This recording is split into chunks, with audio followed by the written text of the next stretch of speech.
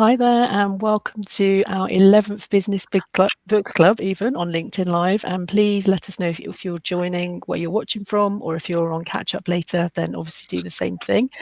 Please do feel free to ask any questions or add any comments as we go through. Today I'm joined by Gill, Alyson and Kate, and hopefully Rebecca will be back with us next time. So she's off on maternity leave at the moment. So welcome, ladies.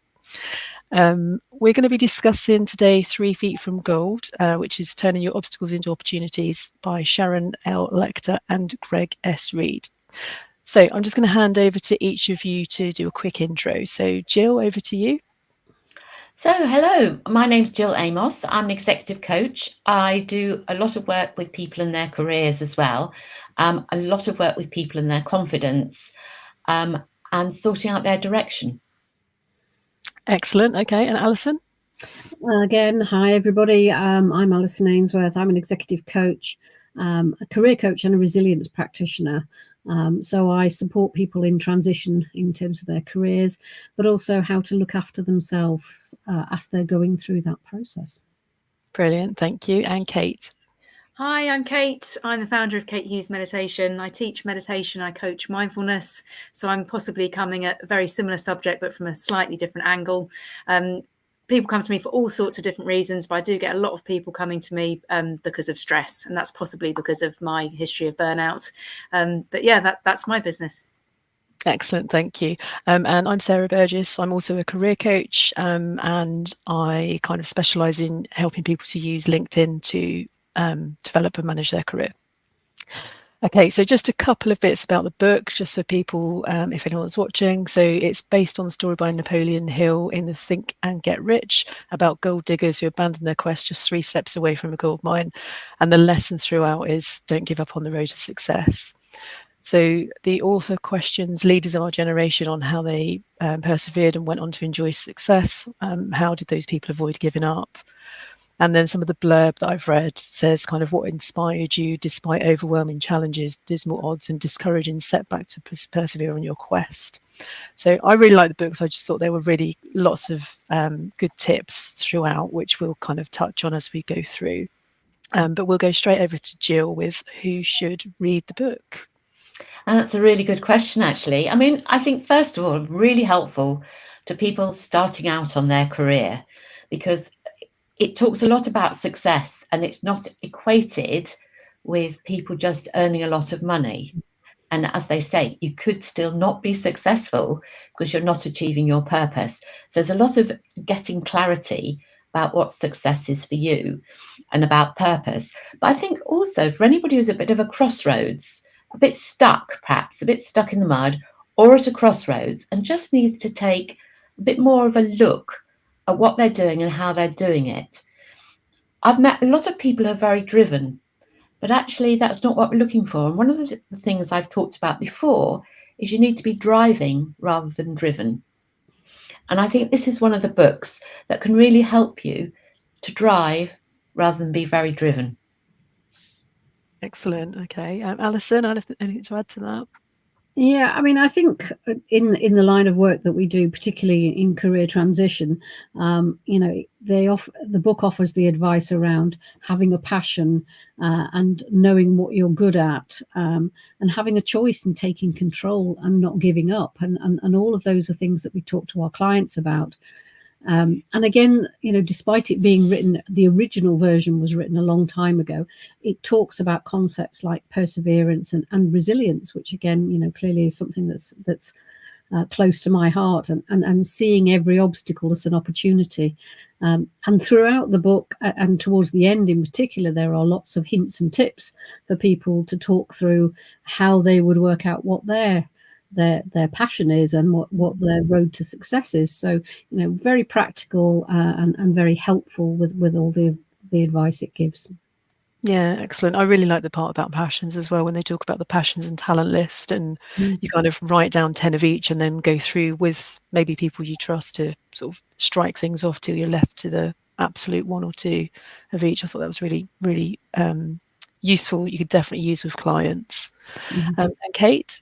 Yeah, this is obviously a great book to motivate you in the business world, but actually most of the principles, if not all of them, could be in respect of anything that you wanted to achieve, whether that was in your personal private life or in your business life.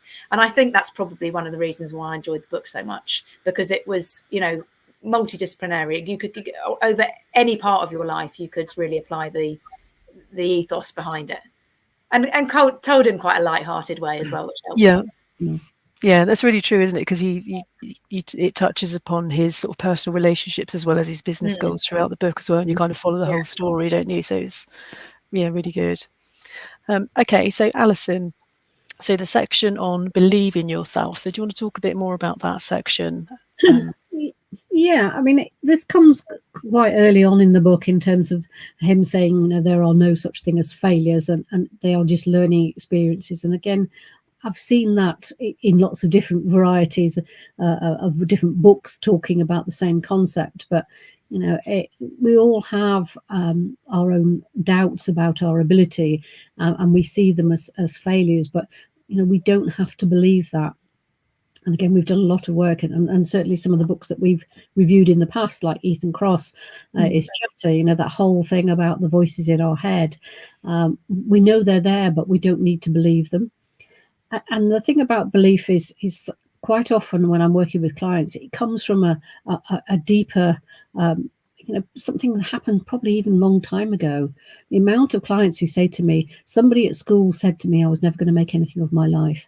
And, you know, which really, and I know I've had this conversation with Gill before, it's really quite scary that people have that kind of influence. But, you know, it's about ignoring what other people think and believing in yourself, having faith that you will get there, and finding people to encourage you. You know, who are the people in your corner? Who are your team? He talked in the book about his mum always believed in him, and his mum was always somebody who was going to support him and remind him how good he is when he's, you know, feeling a bit low. And again, that power of the positive mind, really, and making sure that you gravitate towards people who are positive, and you run away from people with negative attitudes. Which again, that was a phrase in the book I loved. Run away from people with negative attitudes. I think, yeah. Okay, particularly when you're striving for something, that's really important. Yeah, excellent. That's good. So Gill, anything to add to what Alyson's just said? No, I think I just agree with all of that. And I think what I liked all the way through the book were these little, way they pulled out these little sayings and phrases. And I did make a mental note. I could collect them up and put them all onto one list, but then I worked out it would take me quite a long time because there's so many of them. Yeah, absolutely. Kate? Yeah, it's interesting as we go through life.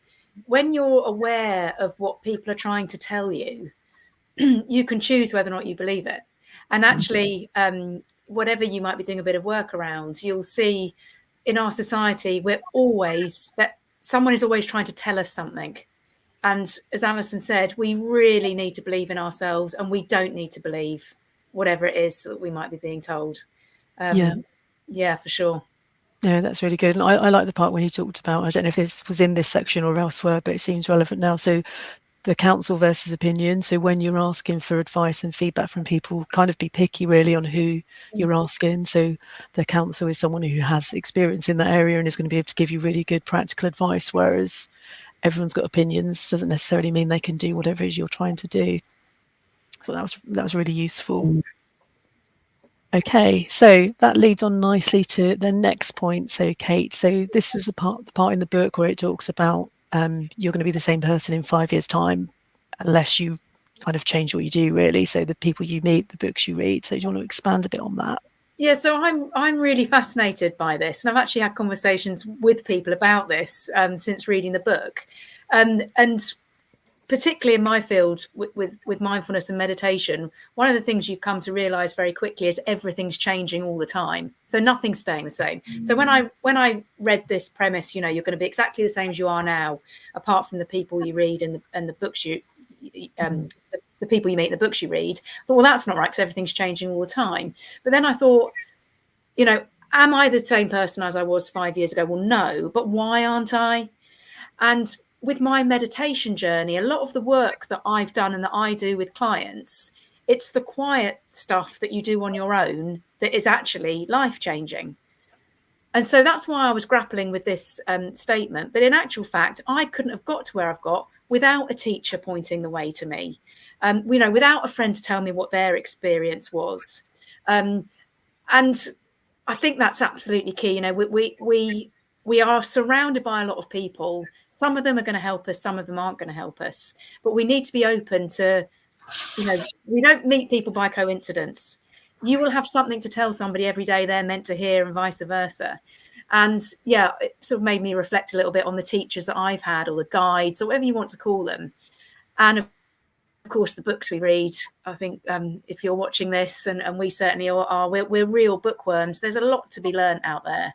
And again, maybe applying the fact that we should be picky about who we read and who we do learn from. But I think there's a lot of there's a lot of things that are maybe, meant for us. And certainly the teachers we meet, the important teachers we meet, you're meant to meet them. And so I really liked that whole sort of topic of conversation around that, for sure. Yeah, excellent. Gill? I also liked it as well, because it also suggested you need to get off your butt and do something. You can't just sit there and expect things to happen. So if you want to expand, then you need to meet people, to have good discussions, and I don't mean just idle chat with them.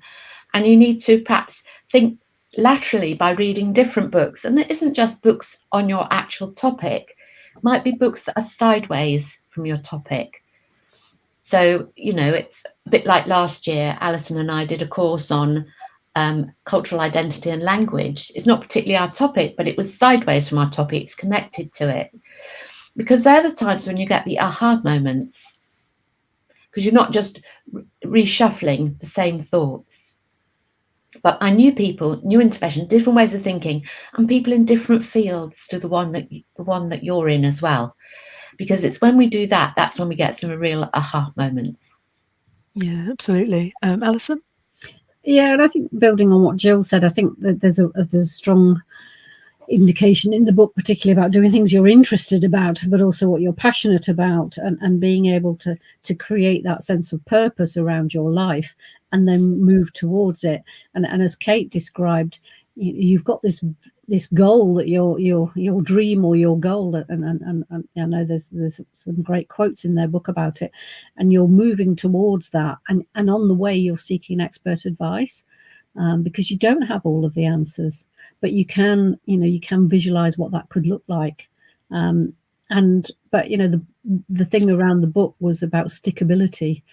5 years might seem like a long time, but if you're moving towards that goal, imagine if I asked Kate what was it like 5 years ago, it was very different for her 5 years ago as it is now. And there's some real encouragement in there about that. Yeah, excellent. Yeah, and I think, going back to your point about the books, it's that's kind of why we set up this book club in the first place, to give us all a bit more accountability to read a bit more widely on the whole business book front. I know I always thought I should read them, but I think my attitude's changed a lot now to actually these books are really helping me. I think all of them, I've learned something that I can apply. So it's been really, really good. Okay, so Gill, actually being 3 feet from gold, what was it about this section then that you enjoyed? I think, well, first of all, it's a really good story, isn't it? The whole concept. So the story was about people who got caught up in the gold rush and thought they'd like to make a lot of money. And this is all interwoven with about what is success. So you could make a lot of money, but still not necessarily be successful. And so, if you like, Uncle goes off to make his million in it, finds some gold, realizes he hasn't got the equipment, goes back home to raise the money from capital from family and friends, takes his nephew back with him. But then they get a good haul, and it's really good quality. Then they find there's no more gold ore there. So what do? They get really frustrated. They just keep digging harder and harder and harder. Because what, if you like, Uncle Darby has done, he's just chased after the gold. He did no research. He did no learning. He didn't actually look at and understand what he was dealing with. So that was the number one. If you want to do something, do some background, assess what it is you're trying to do, learn something about it. And is it actually that object of mining? Do you actually want to be in gold mining, as opposed to do you actually want to make money? And I think there was a difference here. Anyway, they throw in the towel and they sell it to the junk man. And the junk man has been looking for a break for a long time. He's done a lot of research, a lot of learning about mining. And what he does is he asks for counsel. He gets an expert in to survey it and find, because gold is a type of rock that will be near a fault line, to put it very simply, that what the people, Uncle Darby and his nephew had done, had found a little, like, I guess, dendrite, a little tiny, tiny seam coming off it, and they'd gone straight through it. But the bigger seam was closer to the fault line, which, of course, a mining engineer can find, or a geologist can find for you. So they missed out. They were 3 feet from the very rich seam of gold ore. And the junkman found it because he wanted to be in mining. He'd learnt about it. He was just waiting. He just felt it was his destiny. And he was waiting for his lucky break. But what is luck? It's about when preparation meets opportunity. And that's really what happens to the junkman then. Seeks counsel, because he knows there are other experts out here, and gets the gold. But Uncle Darby and his nephew had stopped, and they were just 3 feet from the mega gold seam. They had no stickability. They didn't ask counsel. They hadn't researched it. Mining wasn't their passion. Making money out of a quick fix rush of finding some gold was. Whereas the junkman really wanted to be in mining, and particularly in gold mining, and had all the work. And he had the stickability to stick with it, doing all the preparation. So when the opportunity came along, he was in a position to take advantage of it. However, this lesson wasn't lost. So this is what I really liked, is the nephew of Uncle Darby. They took that very hard, what happened, but he then turned around, started an insurance business, and stuck with it and kept going through the hard times when you're not finding the gold ore. And that happens to all of us in our careers. We have times when the gold ore isn't there. But what we have to do is do something slightly differently. We have to make an adjustment, look at it from a different angle, seek some support, seek some help, do some more research, because we may only be 3 feet from gold. So it has to be your passion, and you have to have that stickability, and you have to be prepared to ask for counsel and take that advice as well. So Yeah. I thought there was lots in it. There really was, along with, you know, that the junk man sticking with it. I love this business. I want to be in it. So I'm going to learn all I can and really then take advantage of the opportunities when they emerge. Excellent. And I guess, yeah, I think another thing was, I can relate to that at times in my career when things got really difficult. And I just decided to keep going, but do some things differently. yeah, And because I did something differently, then people perceive you differently. So then you yes, get a slightly different opportunity. I was still doing what I was good at, but I did it and stuck with it. yeah. No, that's really good. And it goes back to that the passions and talents list as well, doesn't it? Why it's so important to know what your passion is and why you're doing something. Yeah, Absolutely. excellent. So, Alyson, anything to add to what Gill's just said? No, I mean, I think she's given a great description of the original story around the book, which Definitely. was, you know, why we were all here, and the build on that, and that whole thing about not giving up and just not quitting, and you know how you see every opportunity as a, you know, or every challenge as an opportunity. So yeah, I think there's a lot to be said for that. Excellent. And Kate? Yeah, and I think it was quite a big theme in the book about seeking counsel, and not just, you know, not just idle chat or seeking out anyone's opinion. And that's certainly been invaluable for me, starting a you know, fairly new business, being able to ask for help, but also being able to speak to people and say, what was your experience? You know, is this what it's like after 1, 3, 5 years? And I think we can have a reluctance to do that, because we think that if we do that, we won't look so successful, or, you know, whatever it might be that we've got in our heads that, you know, would be a good reason to not ask for counsel. And it's just a really great reminder. We're all in this together. it's really beneficial to share ideas instead of, keeping your work around you like this, like we did at school. So yeah, I really liked that reminder. Don't just go for something, do your research, seek counsel. Yeah, and just remembering people like to help people, don't they? And that's the thing. You think, I always said that to clients when they were talking about, networking or whatever, and they didn't want to do it because it felt like they were desperate. But if someone said to you, "Can you offer me some help?" then of course you would. So why is it any different the other way around? Yeah. Okay. Excellent. Alyson, so over to you now on courage to change. Yeah, I mean, again, this is a build on what we were just talking about. Really, is life is one big challenge, and it's one big opportunity for us to overcome those challenges. But in order to do that, we need to have courage. Yes, and I talk about that a lot. Courage to ask the right questions, courage to face the difficult times. As Gill said, back to the original story, the guy that achieved success was the one that showed courage and didn't give up when the challenge came along. That there's so many examples of where in history that's happened. There was a quote in the book which again I liked, was around again linking back to sort of belief. Colonel Saunders of KFC fame was actually told he would never ever sell chicken as a fast food, and he didn't listen to those people, and he didn't give up. And as we know, he was very successful. So it is about having that life goal and choosing to have that vision of the purpose of where you want to get to. That whole thing, a dream is a reality just waiting for you to get there. And I think in order to do that, you have to have courage. You also have to have courage to learn from the mistakes you make. You're not the only one who will ever have experienced a challenge. Lots of people have challenges and they don't give up. Businesses go through cycles and things change. And therefore, it is about keeping going and having that courage. And again, there was a question in the book, which again really resonated with me. And I often say this to clients, what's the worst that can happen when you're faced with that challenge? It's a killer question. Can I handle it? What's the answer? And if the answer is yes, you have to have the courage to just keep going. Never let mistakes define who you are. Again, I think that's a really interesting lesson, because we all have setbacks. We all have things that don't go as well as we would have liked them to do. But we need to be able to process that and move on, learn from it, and have faith. Have faith that everything is doable.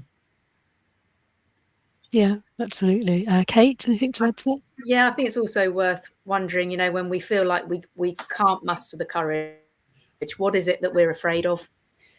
Are you afraid of looking, embarrassed in front of your peers, or are you, in fear of, some sort of what you deem to be a failure? And, we've as Alyson said, there's no such thing as a failure, just learning.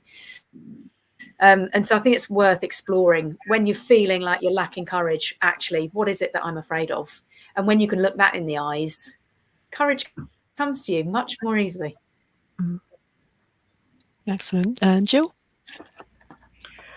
I think, what can I say really with this one? I think we've probably covered most of it, but I think this courage to change, because there are blockers that we have. And I think it was very encouraging to people, because it's normal to have those blockers.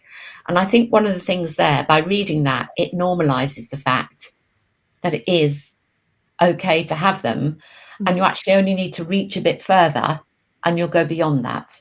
Yeah. Excellent.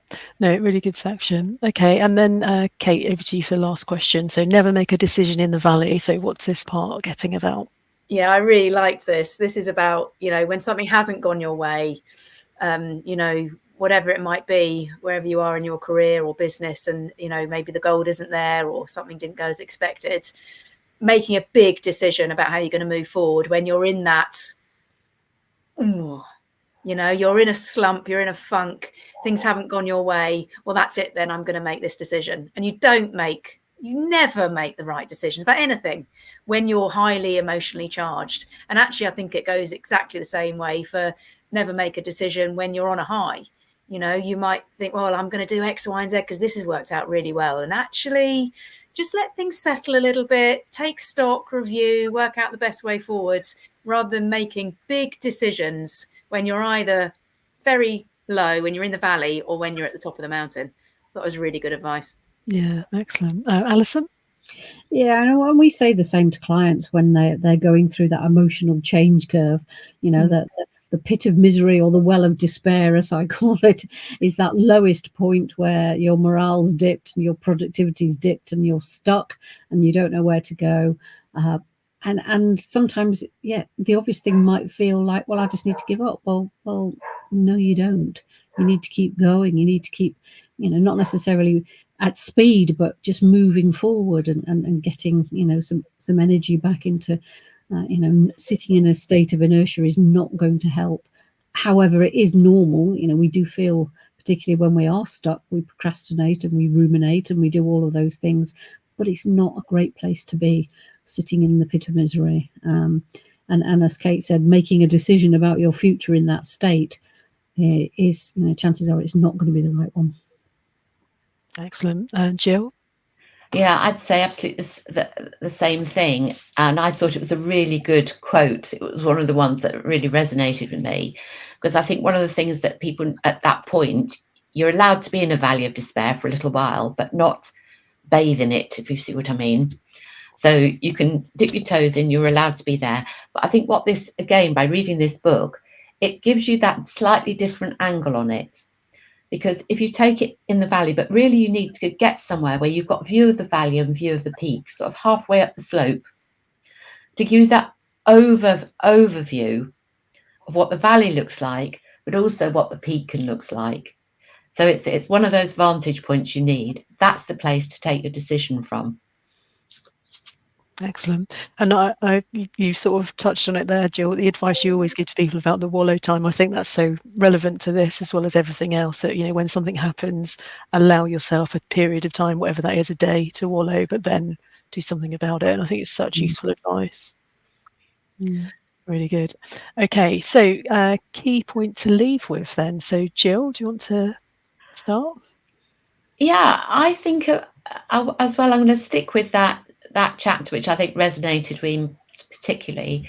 It is about that stickability, and always perhaps asking yourself the question, if I leave now, because there are some times when you might make a very valid decision to stop doing something, how far from gold am I?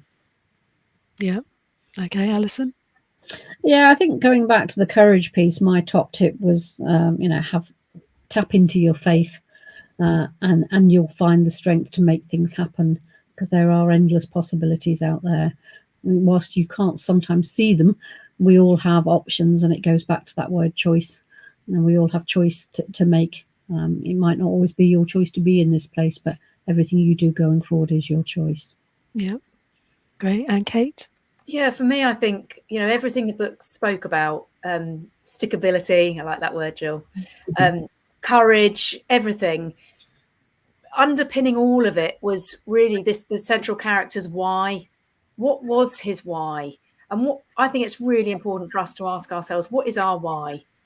Why am I doing this? So that when you're in the valley, or when you're at the peak, or wherever you are, you've got a strong sense of purpose, you've got a strong intention.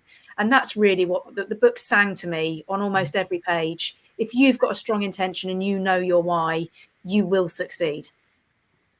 Brilliant. And I think for me, it's probably two things that I do anyway. So it was helpful that it sort of validates it. So having a notebook with you all the time, which I do. And sometimes you don't need to plan everything. So planning, give the planning a miss sometimes and just see what happens. I thought that was really useful as well. Okay, so thank you very much. It's been a really great conversation. And if anyone is watching on catch up or anything like that, please do feel free to add your comments. We are going to be back in about 6 weeks or so once we've agreed a date, and we'll be talking about the power of neurodiversity, unleashing the advantages of your differently wired brain by Thomas Armstrong. So looking forward to that one. Okay, so thanks again for watching, and we'll see you next time. Thank Bye you. now. Bye. Bye.